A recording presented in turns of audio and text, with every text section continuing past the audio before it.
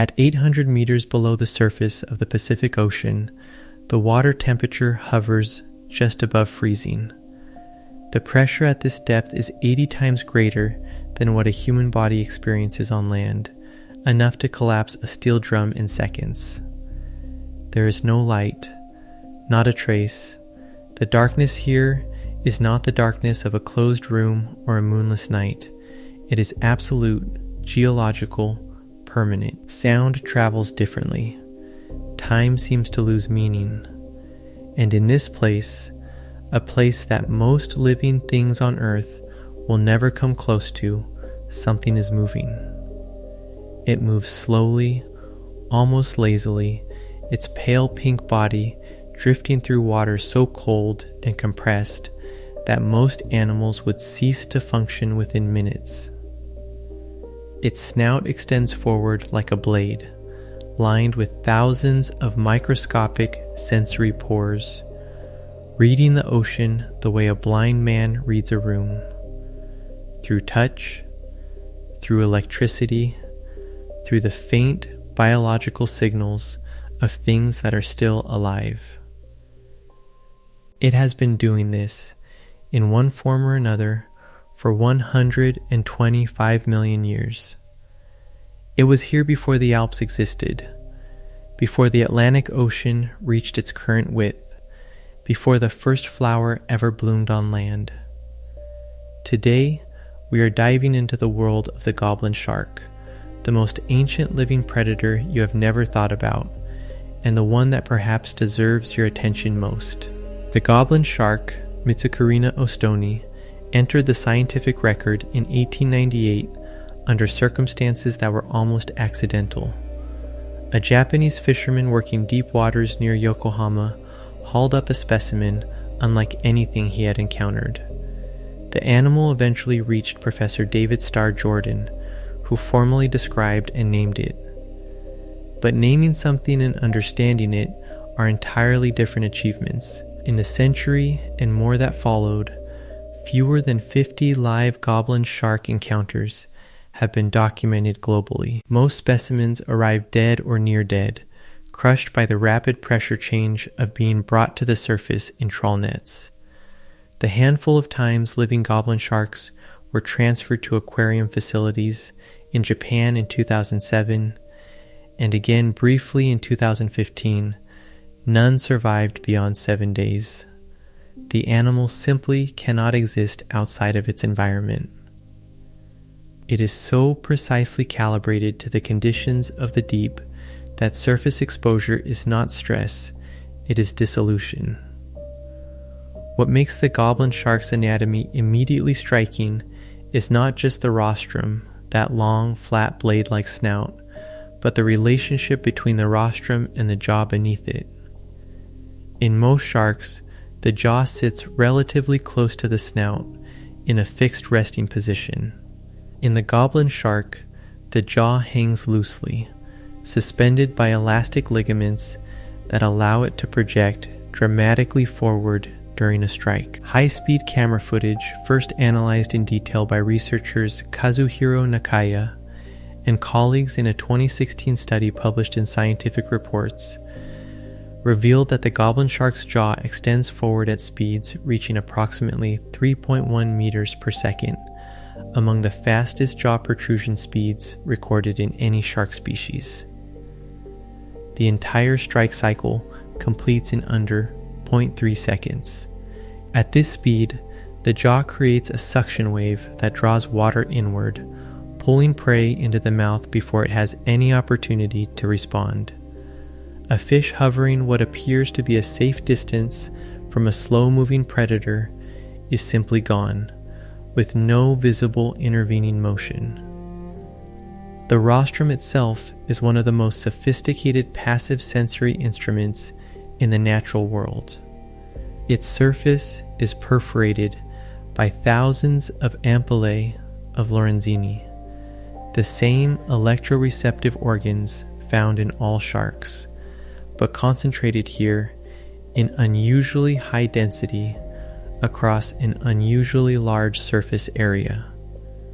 These ampullae detect voltage gradients as small as 5 nanovolts per centimeter, a sensitivity so extreme that it can register the electrical discharge produced by the contraction of a single muscle fiber in a nearby animal. In the lightless environment the goblin shark inhabits, this system functions as its primary perceptual interface with the world. It does not need to see prey, hear prey, or smell prey at close range. It needs only to drift within detection distance, and the rostrum maps the electrical landscape of everything alive nearby.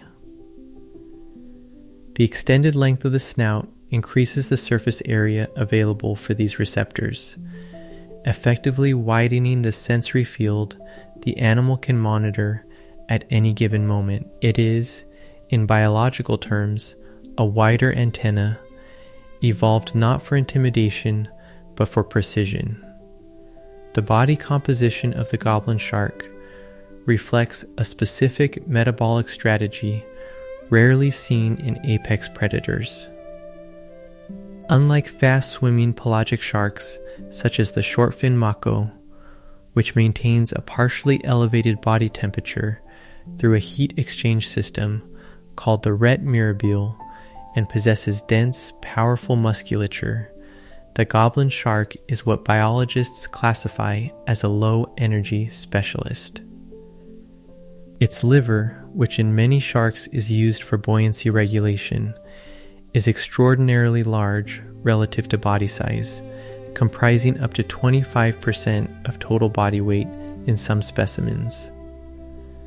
This oversized liver is rich in low-density lipids that provide neutral buoyancy without the need for constant swimming. The goblin shark does not need to move to stay at depth. It can hover, motionless, conserving energy for hours or days at a time. Its flesh is soft and flabby compared to more athletic shark species, and its fins are rounded and flexible rather than stiff and hydrodynamic.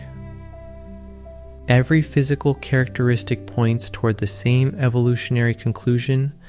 This is an animal that has optimized for patience over speed, for efficiency over power, for the long, slow hunt rather than the chase. Stomach content analysis from captured specimens have added important detail to the picture of what this patience actually targets. Identified prey items include teleost fish species such as rat tails, also called grenadiers, which are among the most abundant deep-sea fish in the world, as well as squid from the family Cranchidae, and decapod crustaceans including deep water crabs. Significantly, some prey items recovered from goblin shark stomachs are themselves rarely encountered species, living at depths that confirm the goblin shark forages well below 500 meters in regular feeding behavior. One specimen examined off the coast of Japan contained the remains of a coelacanth relative, a finding that briefly circulated in scientific circles before being re-examined and attributed to a misidentification, but which illustrated how deep and unusual the goblin shark's foraging environment truly is. The paleontological context of this animal changes how it should be perceived. The family Mitsukurinidae, to which the goblin shark is the sole surviving member, appears in the fossil record during the early Cretaceous, approximately 125 million years ago. The goblin shark's lineage, therefore, predates the extinction of non-avian dinosaurs by roughly 60 million years. It predates the Chicxulub impactor, the Paleocene-Eocene thermal maximum, the formation of the Himalayas, and the entire evolutionary history of grasses. During each of these events, some of which reshaped the biosphere entirely, the goblin shark's lineage continued. The deep ocean, buffered from surface-level catastrophe by sheer mass of water, provided a kind of evolutionary refuge. While surface ecosystems collapsed and reorganized, the deep retained enough stability to allow a slow, patient predator to simply persist. This is what biological success looks like across geological time. Not dominance, not speed, not intelligence in any conventional sense, but the quiet ability to remain when everything else is gone. What science still does not know about this animal is in some ways more significant than what it does. Reproductive biology remains almost entirely undocumented. No pregnant goblin shark has been definitively studied. No mating behavior has been observed.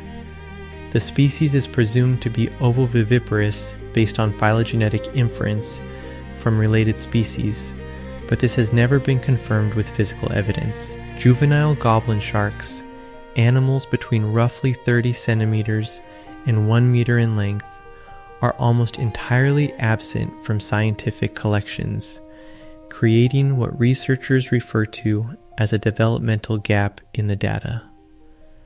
Where the young go, how they are born, what they eat during early development, how long they take to reach sexual maturity, none of this is established. Given that goblin sharks have been caught across the Atlantic, Pacific, and Indian Oceans, the species clearly has a wide global range, but whether distinct populations exist across ocean basins, whether individuals migrate, and what their average lifespan might be are all open questions. There is a particular kind of humility that deep-sea biology demands of the people who practice it. The ocean covers 71% of the Earth's surface. Its average depth is 3,688 meters. Less than 20% of the seafloor has been mapped with high resolution, and direct biological observation of deep-sea habitats represents a fraction of what exists. The goblin shark has been present in these waters for longer than most current landmasses have existed in their current form, and humanity has managed to formally observe it fewer than 50 times. Every specimen in a museum collection represents an accident, an animal that happened to enter a trawl net, that happened to surface alive, that happened to be preserved before decomposition erased the evidence. The goblin shark has not been studied. It has been occasionally intercepted. What the goblin shark represents, in the end, is something that science struggles to fully articulate, a form of life so well matched to its environment and so insulated from the pressures that drive change at the surface that it has remained architecturally stable across timescales that make. Human civilization seem like a footnote. The rostrum still reads electricity in the dark. The jaw still fires faster than the eye can follow. The oversized liver still holds the animal in perfect suspension at 800 meters, motionless, waiting. It does not know it is ancient.